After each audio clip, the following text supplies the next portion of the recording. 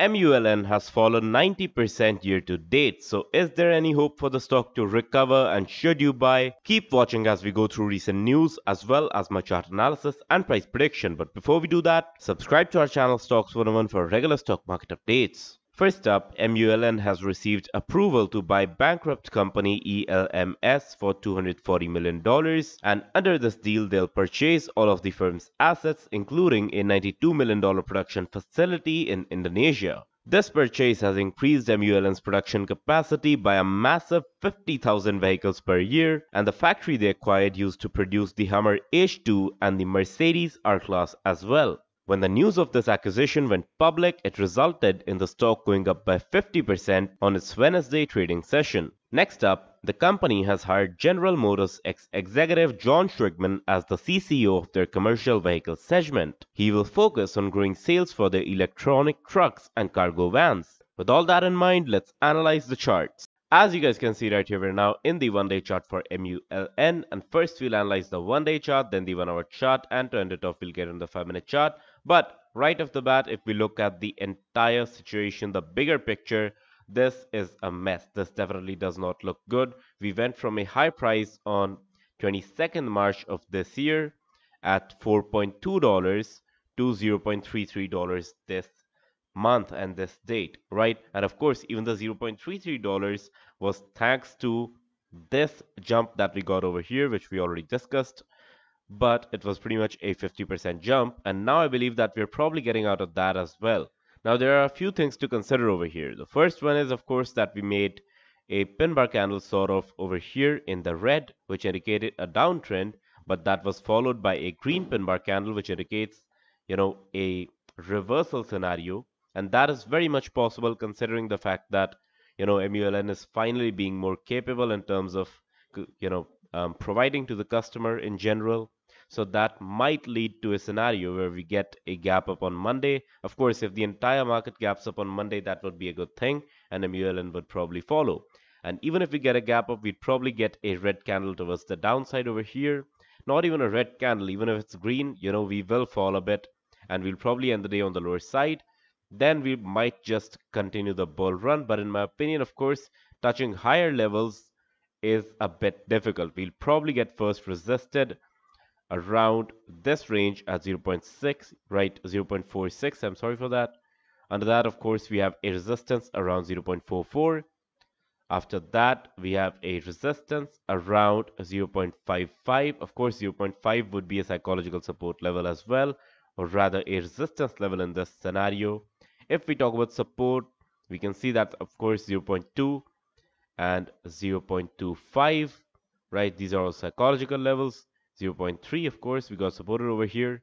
But apart from that, we can see that we're at levels that the stock has never touched before. So this, of course, either it's a bad thing or it's a really good thing, right? It can go both ways. But in my opinion, of course, if you want to take a risk, this stock is definitely for those investors who want to take a high risk.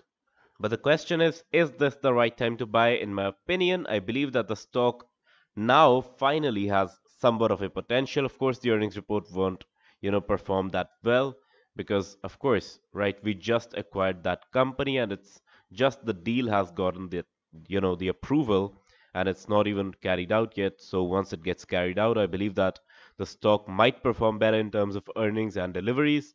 But then again, as you guys already know, that production is useless without demand. So once MULN catches up some demand, that is when we can really see the stock go up. So with that, of course, the stock is a decent buy at these price levels, but this is definitely not financial advice since the stock is very risky.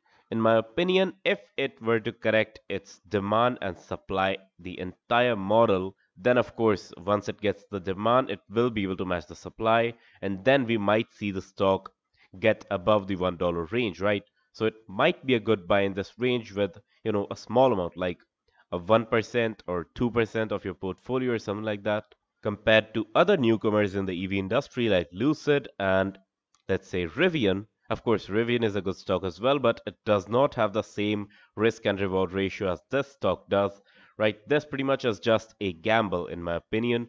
If you want to go in, like put in, let's say, $1,000, then put in $100 and just don't worry about the risk. And, you might get some good rewards that way. But in my opinion, of course, this stock is not the best for long-term holders. And like if you want to be a value investor, someone like Warren Buffett, this stock is definitely not for you. If, however, you want to trade meme stocks and you're, let's say, 18, 20, 25, or somewhat of a millennial, then this stock might interest you. But with that, let's quickly jump on into the 1 hour chart to analyze the stock in some detail. Now that we're in the 1 hour chart, we can see a lot of stuff that's happening over here. First, of course, we got a pin bar candle to start this day off, and the next candle itself was a pretty big one, right? That was like a 36% move in a single candle, and that was a pretty good indication by the spin bar candle. And of course, the reversal effect was in play as well. We can see that first we had a body on the downside, a wick on the upper side, wick on the downside, and body on the upper side. That indicates a reversal and how trends have changed. So of course, we can see that from the previous day's closing and the next day's opening, we can see that the trend changed. We can see that we had a common support and resistance level first over here around 0.31, and then over here around 0.33. Then we can see that we made a top over here on 20th October at 0.4616. After that, we had a confusing scenario where we got one pin bar candle, two pin bar candles, and three pin bar candles. Let me quickly clear off all of these drawings. So in this scenario over here, right, this indicated indecision. So first we had a lot of selling volume, then a lot of buying volume, then another selling volume candle. As for Friday, we can see that we got a pin bar candle to start the day off, but then the market was pretty much range bound, right? We had an upper range around 0.376 and we had a lower range over here. If we got an average, we'll probably get this triple bottom that we made at 0.3575. With that, I don't believe there's much left to analyze in the 1 hour chart, so let's quickly jump on into the 5-minute charts. So as for the 5-minute chart, we can see that on 21st October, the first few candles, we had a support around 0.3257 and 0.329, or rather just 0.33, right? We already discussed the $0.33 support zone. Then over here we had a resistance and support at 0.345, then another resistance around 0.386, or rather 0.3840. After that, we got supported around this level a lot at 0.365.